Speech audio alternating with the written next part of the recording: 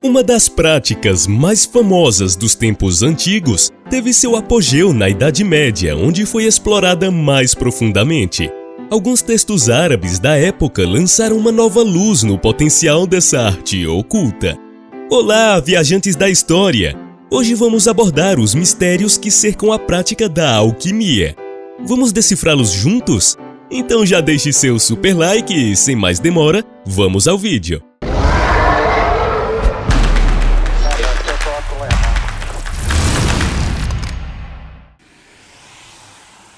A origem. A alquimia tem seus primeiros registros com os antigos egípcios e gregos. Na verdade, a palavra alquimia pode ser derivada de chem, que era um termo grego antigo para se referir ao Egito. Porém, segundo a tradição, quem é considerado o fundador da arte alquímica é o deus grego Hermes, pois algo tão complexo não poderia ser criação de um simples ser humano. Pondo a tradição de lado, é mais provável que os primeiros alquimistas fossem metalúrgicos egípcios muito habilidosos no seu trabalho. Eles lidavam com todo tipo de metal. Ao longo dos anos, a experiência de trabalhar com ouro, prata e outros metais preciosos levou os artesãos a desenvolverem ligas extraordinárias. Assim, diferentes tipos de metais, que se pareciam muito com o ouro, foram usados como forma de pagamento nos mercados, causando grandes crises econômicas, uma vez que estes metais eram falsificações muito bem elaboradas. Quando os romanos passaram a controlar o Egito, essas falsificações acabaram se tornando um grande problema. Então, o imperador romano da época, Diocleciano, ordenou que todos os textos que abordavam a fabricação de ouro e de outros trabalhos metalúrgicos fossem completamente destruídos.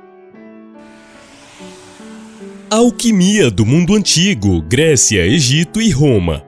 A alquimia já era considerada uma arte antiga no século XVII, repleta de textos e conhecimentos cifrados e ocultos em códigos a serem decifrados. Muitos cientistas e estudiosos procuravam na alquimia algumas respostas ou apenas para checar se ela realmente funcionava. Assim, os que procuravam a essa arte ficavam conhecidos como alquimistas. Sua ambição mais famosa era usar da alquimia para criar ouro ou também o elixir da vida eterna. Durante a sua longa existência, a alquimia permaneceu guardada por muitos segredos. Os alquimistas eram seus guardiões, pois, segundo eles, somente indivíduos dignos da alquimia é que poderiam compreender seus mistérios. Dessa forma, seus segredos estavam a salvo daqueles que não seriam evoluídos para encarar tais conhecimentos. Além disso, alguns indivíduos poderiam utilizar da alquimia para desencadear eventos terríveis. Contribuição dos gregos.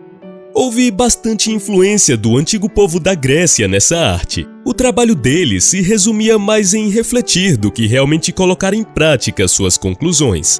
Desse modo, sua principal colaboração diz respeito às teorias da alquimia, em especial as que envolviam substâncias da natureza. Eles criaram e aprimoraram receitas para a criação de metais e de ligas semelhantes ao ouro. Porém, foi somente por volta do ano de 300 d.C. que o alquimista egípcio Zósimo de Panópolis iniciou uma tradição oculta da prática da alquimia. Ele começou de maneira bem mística, escrevendo cada vez de forma mais secreta e usando frases como encantamentos, nas quais o significado era quase impossível de descobrir. Por isso, ele é considerado um dos primeiros alquimistas a tornar a escrita sobre alquimia secreta e cheia de códigos, criando assim uma tradição que serviu de base para os futuros alquimistas. Alquimia islâmica. O fim do Império Romano Ocidental foi marcado pela supremacia de outro povo, datados do século V. As vitórias islâmicas transformaram a civilização árabe em uma das principais potências mundiais. Esta época é conhecida como Era de Ouro Islâmica. Neste período, cientistas, entusiastas e curiosos árabes se empenharam em traduzir textos gregos e romanos, querendo alcançar ainda mais conhecimento. Quando eles conseguiram ocupar a terra do Egito, descobriram uma série de papiros que falavam sobre a alquimia. Assim, essa arte começou a ganhar popularidade na grade de estudos do povo árabe. Por isso, é comum associar que a criação da palavra alquimia tenha se originado neste período, pela combinação das palavras chem com o artigo definido árabe al.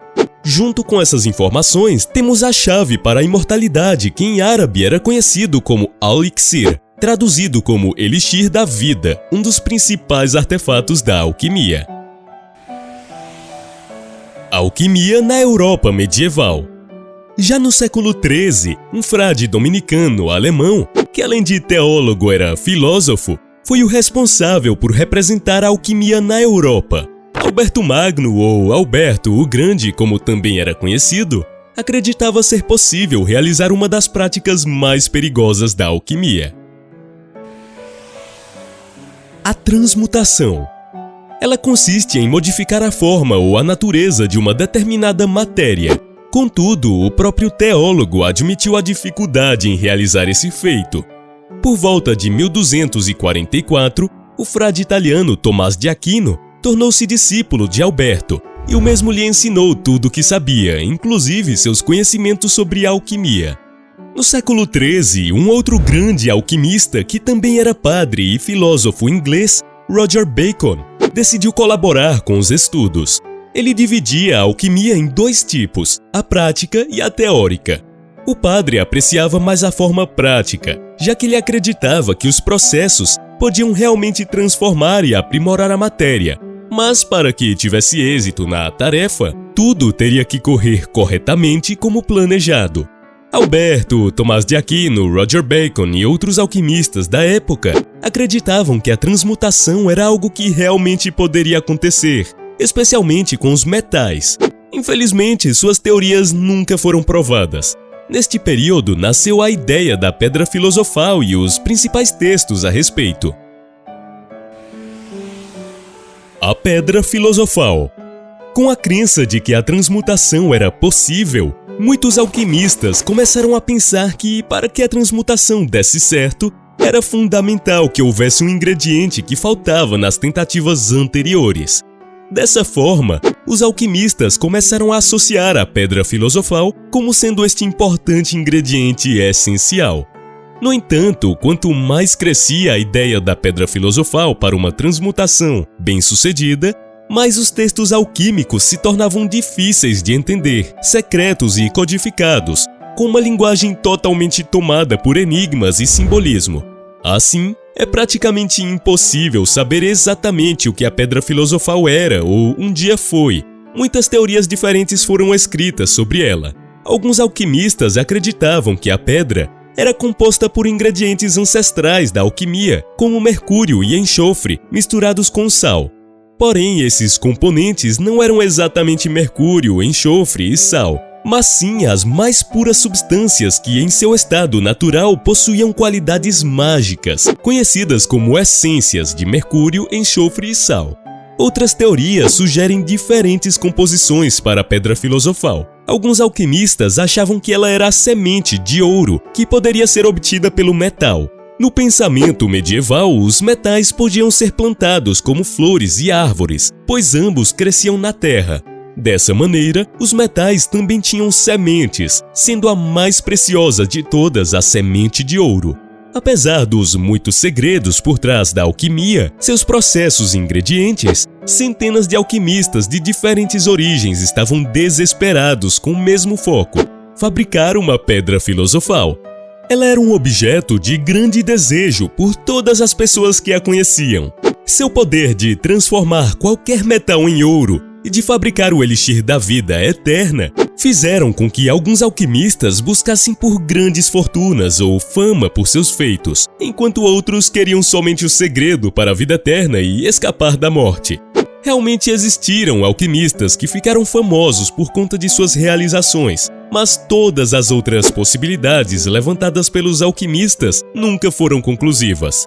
Outros alquimistas se mantiveram firmes em suas buscas ou estudando pelo fracasso de seus colegas, especialmente quando alguns conseguiam destaque pela prática da arte alquímica.